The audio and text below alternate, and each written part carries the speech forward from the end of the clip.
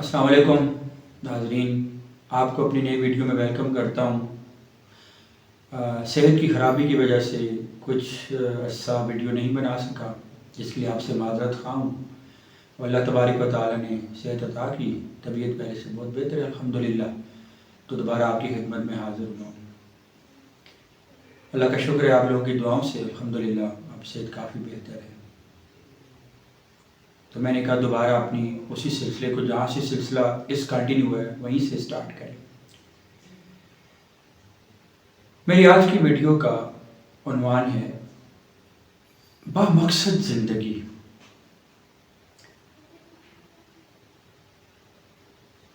زندگی اللہ تبارک و تعالیٰ کا بہت بڑا عطیہ ہے۔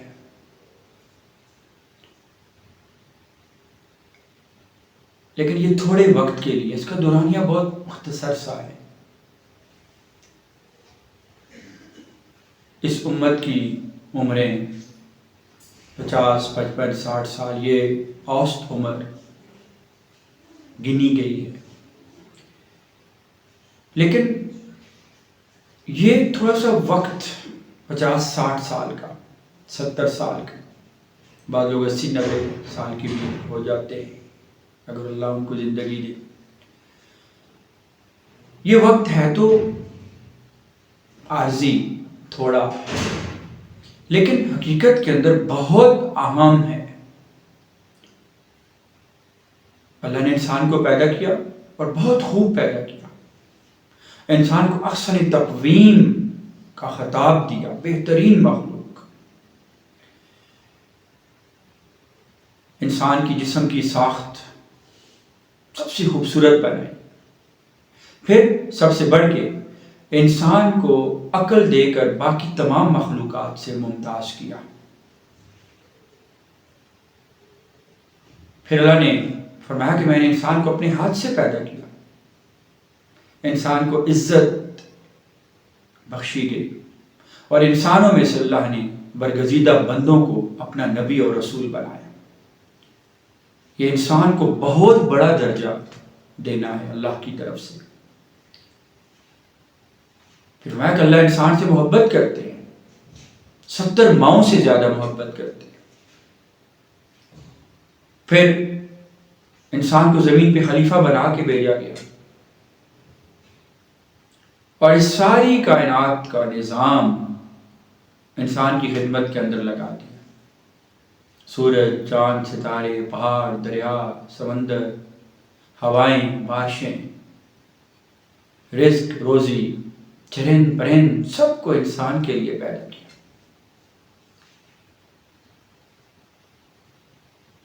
ان سب میں اہم ترین نقطہ کیا ہے کہ انسان کو اتنی عزت جب اللہ نے بخشی تو کیا یہ بے مقصد تھی؟ ہرگز ایسا نہیں۔ انسان اور حیوان کی زندگی میں یہی تو سب سے بڑا فرق ہے۔ اللہ نے انسان کو عقل دی اور حیوان کے پاس عقل نہیں۔ اللہ نے انسان کو اپنا خلیفہ بنا کے بھیجا، اور انسان کو اس کی پیدائش کا مقصد بھی بتا دیا۔ چنانچہ قرآن پاک میں اللہ پاک ارشاد فرماتے ہیں، سورہ ملک کہ آیت کا مفہوم میں فرماتے ہیں اللہ پاک کہ میں نے انسان کو اس لیے پیدا کیا کہ دیکھ لوں کہ ان میں سے کون اچھے اعمال کرتا ہے۔ پھر اللہ پاک نے سورہ مومنون کے آخر میں ارشاد فرمایا کہ انسان کیا سمجھتا ہے کہ ہم نے اس کو ویسے ہی پیدا کر دیا اور وہ ہماری طرف لوٹ کے نہیں آئے گا؟ یعنی یہ غلط ہے۔ انسان کو ایک مقصد کے تحت پیدا کیا۔ مقصد ہے اللہ کی عبادت، اللہ کی مان کے زندگی گزارنا۔ وہ مقصد ہے کہ اللہ انسان کو جانچنا چاہتے ہیں کہ کون اچھے اعمال کرتا ہے۔ وہ اچھے اعمال کیا ہیں؟ وہ اعمال جو اللہ کے احکام کے مطابق ہیں، جو اللہ کے رسول صلی اللہ علیہ وسلم کی سنتوں کے مطابق ہے۔ انسان کی پیدائش کا مقصد اللہ کی عبادت ہے، اور عبادت کا وہ وسیع مفہوم ہے، نماز، روزہ، حج، زکوٰۃ، نیک اعمال، زکوٰۃ، خیرات، صدقات، حتیٰ کہ دوسرے کے ساتھ نرمی سے بات کرنا بھی نیکی ہے، سنت ہے، اور یہ بھی عبادت ہے۔ بے مقصد زندگی تو جانور گزارتے ہیں۔ اگر انسان کی زندگی کا مقصد بھی کھانا، پینا، سونا اور اپنی ضروریات جسم کی پوری کرنا ہے تو پھر انسان اور حیوان میں کیا فرق ہے؟ حیوانات بھی یہی کرتے ہیں، کھاتے ہیں، پیتے ہیں، سوتے ہیں، جسمانی ضروریات پوری کرتے ہیں۔ بے مقصد زندگی ہے جانوروں کی، انسانوں کی نہیں۔ انسانوں کی زندگی ہے با مقصد، زندگی کو با مقصد ہو کے گزارے۔ دنیا کے اندر انسان ہے تو پھر بھی مقصد بنائے گا، تو کسی مقصد کے تحت زندگی گزارے گا۔ ایک طالب علم زندگی میں کہتا ہے جی میں نے یہ بننا ہے، اس کے لیے کوشش کرتا ہے، سعی کرتا ہے، محنت کرتا ہے، کوشش کرتا ہے، لگن سے کام کرتا ہے۔ اس کے اندر راز ہے کامیابی کا۔ دنیا کی تاریخ اٹھا کے دیکھیں، دنیاوی مقاصد کے لیے بھی، دنیا کے اندر کامیابی کے لیے بھی جن لوگوں نے محنت کی انہوں نے وہ حاصل کیا جس کے لیے انہوں نے کام کیا، محنت کی، کیونکہ محنت کا صلہ ملتا ہے۔ انہوں نے اپنے کیریئر کے اوپر کام کیا، تعلیم حاصل کی، ہنر حاصل کیا، ڈگری لی، پھر بڑے بڑے عہدوں پہ فائز ہوئے اور ساری دنیا کے نظام چلاتے ہیں، مختلف شعبہ حیات کے اندر۔ بے مقصد زندگی گزارنا ایک جانور کی زندگی گزارنا ہے۔ انسان تو اشرف المخلوقات ہے، اللہ کا نمائندہ ہے زمین کے اوپر، اللہ اس سے محبت فرماتے ہیں، اس کو بہت ساری صلاحیتوں کے ساتھ نوازا ہے۔ انسان تو زندہ ہی رہتا ہے تو کسی مقصد کے لیے۔ اگر اخروی مقصد سامنے ہے تو اللہ کی رضا ہے، اللہ کے احکام پورے کرے، نبی کریم صلی اللہ علیہ وسلم کی سنتوں کو پورا کرے، شرک سے اپنے آپ کو بچائے، توحید کے اوپر رہے، اللہ کی رضا والے سارے اعمال کرے، رسول پاک صلی اللہ علیہ وسلم کی ساری سنتوں کو پورا کرے، کسی کو دھوکہ نہ دے، کسی کے ساتھ فریب نہ کرے، کسی کا حق نہ مارے، اپنی نظروں کی، ذہن کی، دماغ کی، روح کی، جسم کی حفاظت کرے، تقوی والی زندگی اختیار کرے۔ اسلام میں فوقیت صرف تقوی کی بنیاد کے اوپر ہے۔ اور میرے دوستو، اس انسان کی زندگی بہت مشکل ہے، بہت خراب ہے، اس کی زندگی کا کوئی مقصد نہیں، اس کا اللہ کے ساتھ کوئی رابطہ نہیں، اللہ کے ساتھ اس کا کوئی تعلق نہیں، رسول پاک صلی اللہ علیہ وسلم کی زندگی سے بیگانہ ہے، وہ دنیا اور آخرت دونوں کے اندر خدا نہ خواستہ اس کے لیے مسائل ہیں۔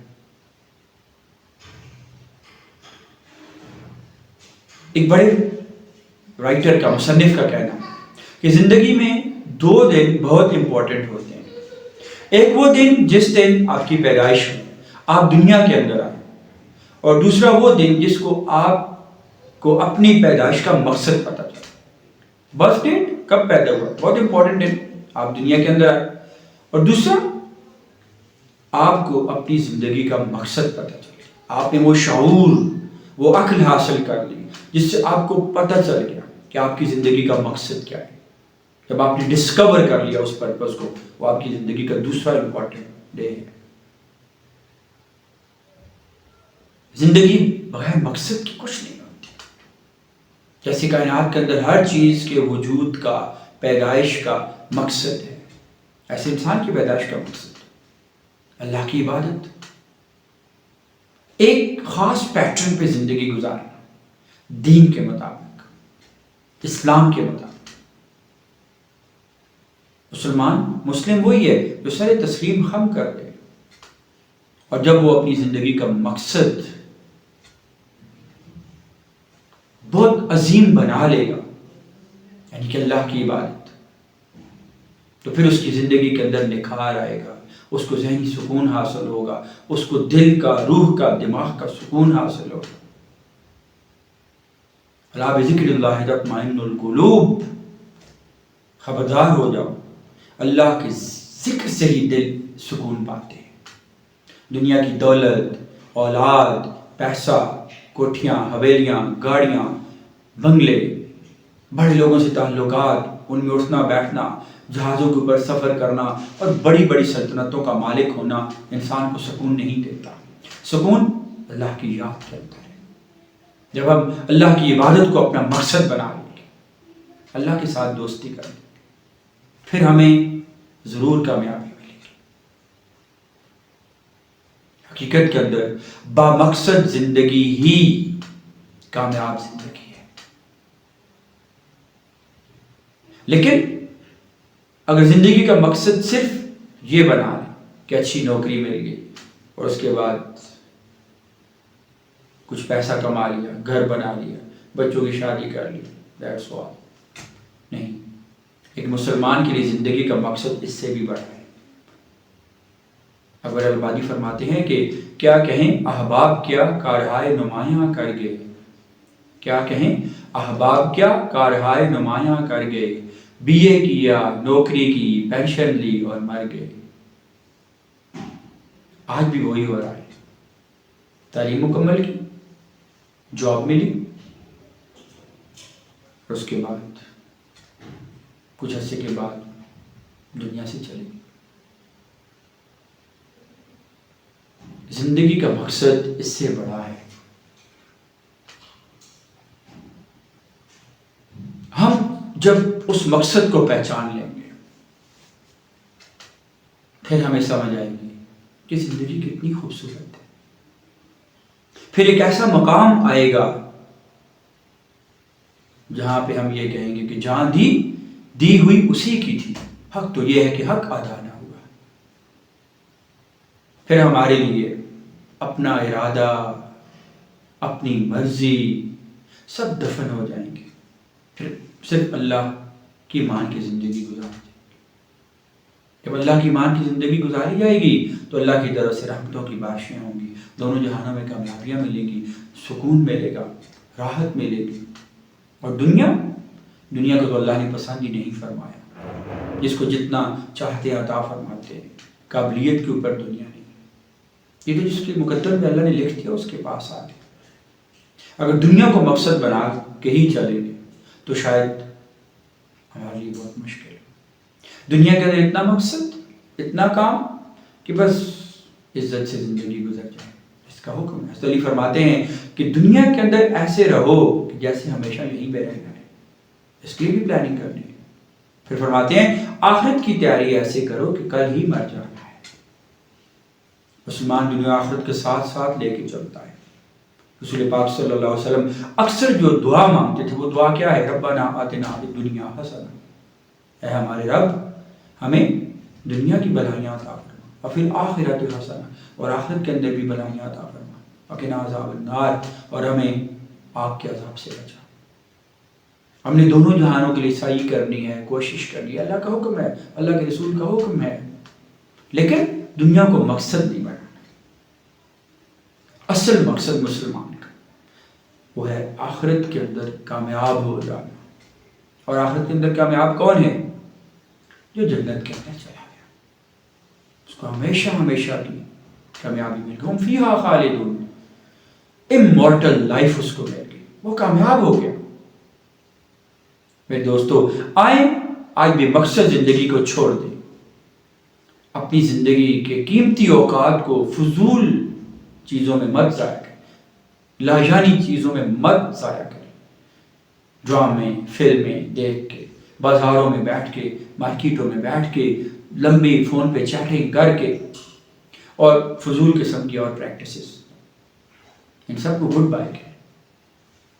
اپنی زندگی کی پہلی فرصت میں اللہ کے قرآن کا، اللہ کی کتاب کا مطالعہ کریں، مجھے آپ کو پتہ چلے ہمارے خالق، مالک، رازق اللہ ہم سے کیا کہنا چاہتے ہیں۔ وہ تو بڑے رحمان ہیں، رحیم ہیں، ہمارے اوپر فضل فرمانے والے۔ جب ہم قرآن کو پڑھیں گے تو ہمارا دل، سینہ، دماغ کھلے گا۔ جو طلب کے ساتھ، ہدایت کی طلب کے ساتھ قرآن کو پڑھے گا، انشاءاللہ اس کو ہدایت ملے گی، سیدھے راستے کے اوپر آئے گا، زندگی کے مقصد کو انڈرسٹینڈ کرے گا، سمجھے گا۔ یہ ہو نہیں سکتا کہ ہدایت کا طالب قرآن کو کھول کے سمجھنے کی کوشش کرے اور اس کو ہدایت نہ ملے، یہ ہو نہیں سکتا۔ اللہ کا ضابطہ ہے کہ جو طلب رکھتے ہیں اللہ اس کو عطا فرماتے ہیں،